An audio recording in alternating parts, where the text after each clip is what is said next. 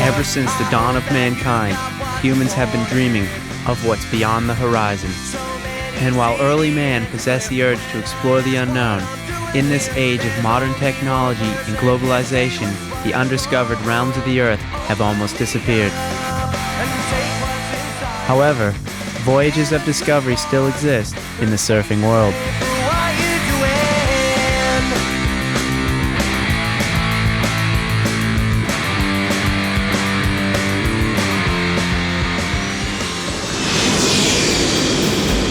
Like an albatross crossing the ocean, a group of the world's best surfers end a tiring 24-hour flight across the Atlantic, landing on an isolated island off the coast of Africa.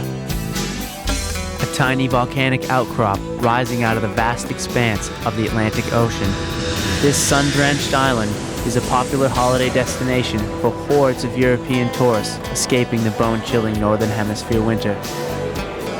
Airplanes arrive from as far away as Frankfurt, London, Dublin, and Madrid, bringing happy holidaymakers hoping for lazy days under the scorching African sun.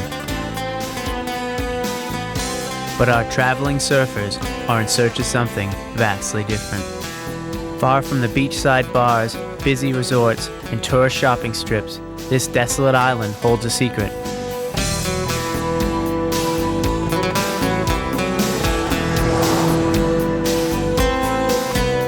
On the exposed west coast, where the landscape and the way of life has hardly changed in the past 100 years, some of the world's most powerful waves break over dangerous urchin-infested reefs.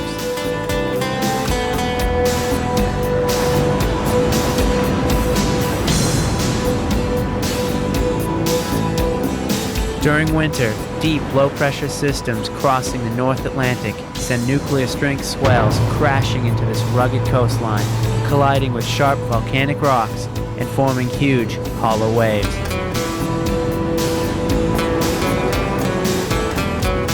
It is the prospect of riding these big empty barrels that has dragged our group of adventurers halfway around the world. Driven by the primitive urge to explore the unknown. Psycho, actually, when we rocked up, it was like over the hill, looking down over the ocean. There was like corduroy line, perfect offshore. The water was so blue and it was like 6 foot. Like perfect left-hand barrels, pretty much.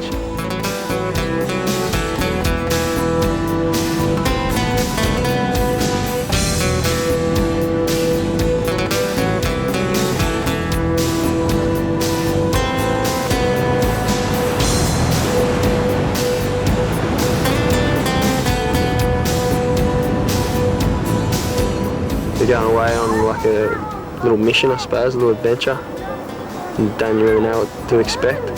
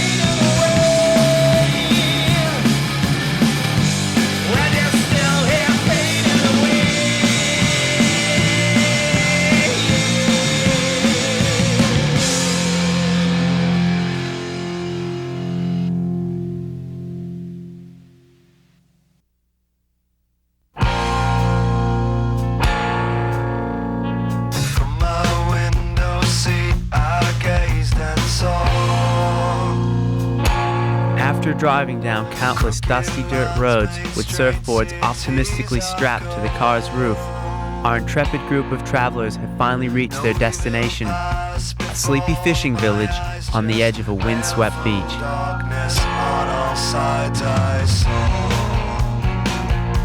The village rests in the shadows of spectacular cliffs, rising abruptly from the deep blue of the Atlantic Ocean, and is surrounded by an arid landscape void of almost any vegetation. Volcanic in origin, early mariners believed this island was the location of the mythical lost city of Atlantis. Dormant volcanoes dot the horizon, and dramatic black lava fields are evidence of recent volcanic activity dating back to the early 18th century. It's similar to the photos that I've seen of people on the moon, you know, there's so many rocks and the volcanoes. Although it's a long way from Darren O'Rafferty's hometown of Bonny Hills, a quiet backwater on the east coast of Australia, it's not quite like a trip to the moon. The 22-year-old has spent the past 3 years chasing waves around the world while competing on professional surfing's World Qualifying Series. The smooth and stylish natural footer was anointed as the future star of Australian surfing after winning the national junior title in 1998 and realized a lifelong dream last December when he finally qualified for surfing's elite World Championship Tour. Yeah, definitely. I always wanted to be a pro surfer. I always envied the guys who are in it. And to be in there now is unreal. I feel really good. I can't wait to have the first contest. While competitive surfing is Darren's main focus, visiting an exotic location with untapped surf potential is an unexpected bonus. And after traveling halfway around the world to search this isolated island for waves, our group of surf explorers are keen to test the water. I won't recall a single dream forever stranded here.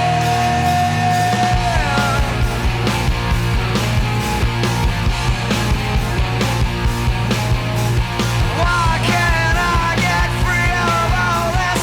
Never know everything anyway.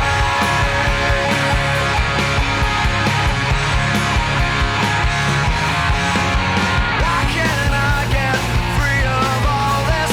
Never know. Yeah, it's definitely a job and a passion. You know, I love doing it. I love traveling around the world. Pretty much a way of life for me now. Traveling around the world in search of waves is a way of life for Brazilian-born surfer Eric Javier. Originally from the crowded beaches of Rio de Janeiro, Eric has lived in France for the past 5 years and regularly crisscrosses the Atlantic Ocean to visit his homeland. The talented goofy footer has escaped another freezing European winter, joining Darren on this desolate island off the coast of northern Africa in search of surf and sunshine. I think now the middle of the winter in Europe is good coming here because you can have the water a little bit hot.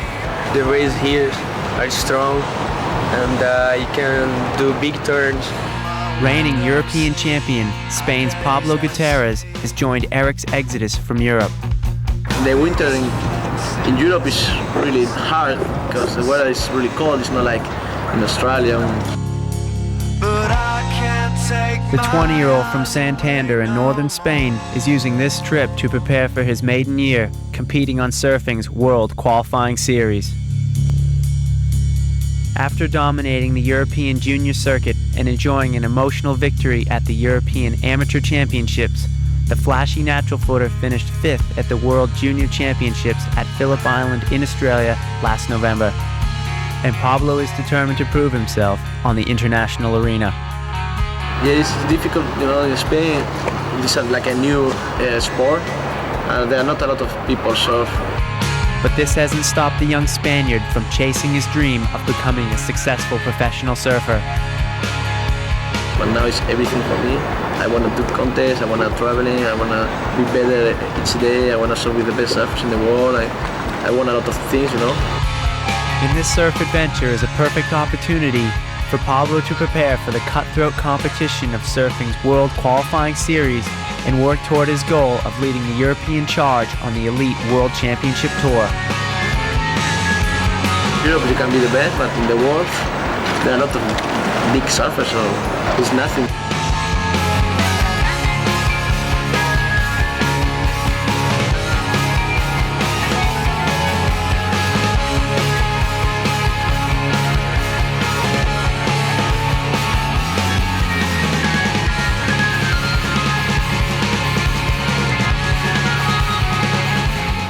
enjoying a taste of the island's hidden treasures, our surfers return to the quiet fishing village, awaiting the next swell of winter, while the local fishermen prepare for their next ocean voyage.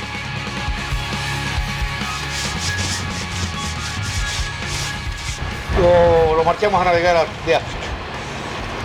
Y después aquí a tocar. And the fishermen don't share the surfers' interest in the raw ocean swells that crash into the island's rugged coastline. No solo eso, sino ellos piden ola y yo pido que esté buena para ayudar a la pesca. Y ellos lo que piden es ola. Cada uno dice que arrima la brasa para su sardina y es verdad. Yo lo que quiero es estar la mar buena para ayudar a la pesca y ellos lo que quieren es ola para jugar. Hombre, por Dios.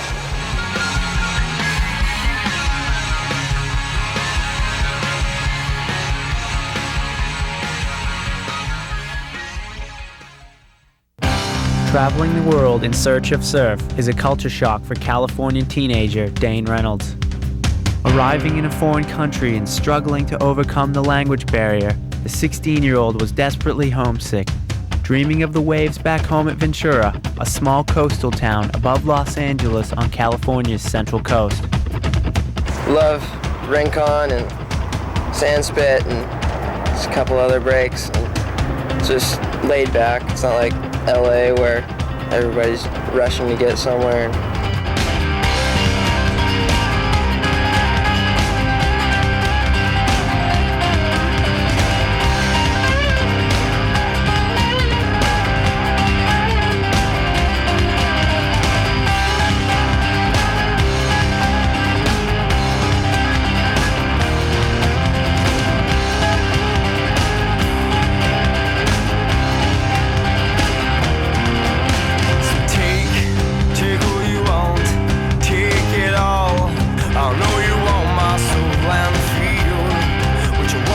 After enjoying a few days of good waves, Dana settled into the relaxed pace of island life. Although he grew up almost 3 hours from the closest beach, the Californian has quickly developed a reputation as one of America's most exciting young surfers. But this desolate island is a long way from surf stardom. Pretty weird. It's like another planet, almost. It's nothing like California. He may be a stranger in a strange land, but the teenager is enjoying the break from everyday life back home in Ventura. I wouldn't have been able to come here if I didn't surf. I'd be in school right now probably. And while the island feels the brunt of the North Atlantic ground swells, it is also exposed to brutal storms and gale force winds. The waves are good when it's good. This wind sucks though. The wind cuts into the waves, forcing our surfers indoors.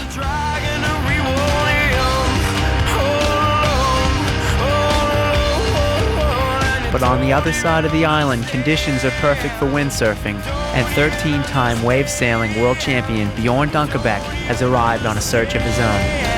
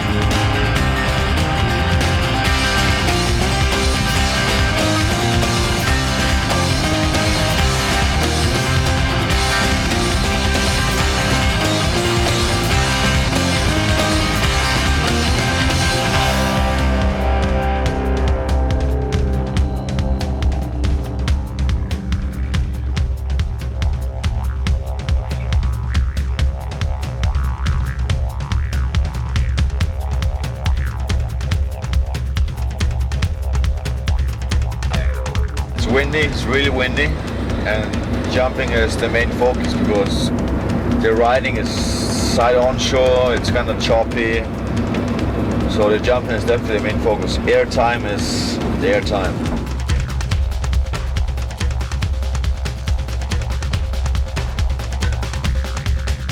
I competed for like 15 years in all disciplines, racing, slalom, waves, speed sailing, and only last year I decided to like focus on wave sailing only. I live wave sailing, and I just try to be in the best spots and the best time anywhere in the world. Trying to find some new waves, some empty waves. And I guess that's the main focus. Obviously I prefer stronger winds and bigger waves, but that is not always the case. So when you go and search and enjoy, you can take whatever you find. That's the good thing about searching.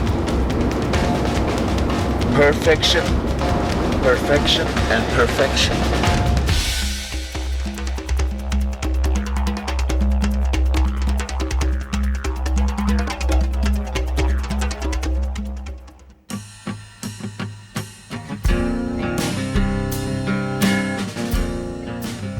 Well, this island looks like a little piece of desert in the middle of the ocean.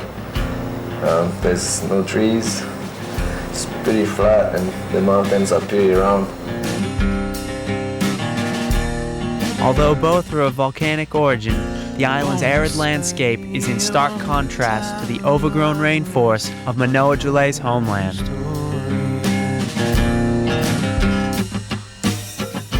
Having grown up in a tiny coastal village in Tahiti, Manoa is amazed that surfing has taken him to exotic locations like this lunar landscape on the other side of the planet.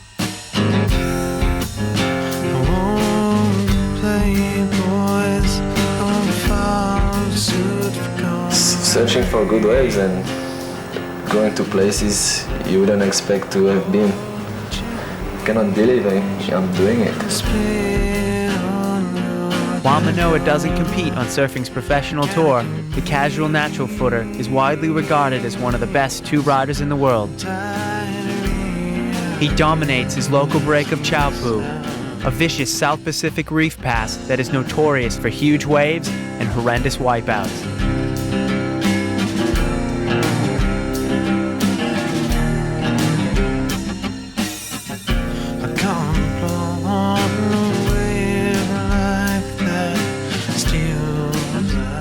It gets pretty heavy when it's big, like anywhere that gets big, I guess. But yeah, it's probably one of the most dangerous waves when it gets over 8 feet.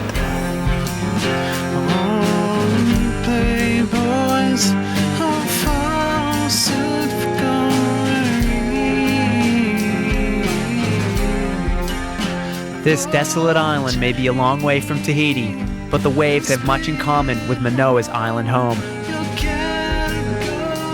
The waves are really good. Actually, it reminded me of Hawaii and Tahiti, except that the water is much colder.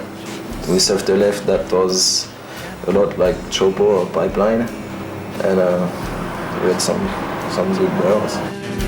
After enduring endless hours in airports, braving gale-force winds and cold Atlantic currents, our group of surf explorers have been rewarded with the perfect waves they had dreamed of discovering.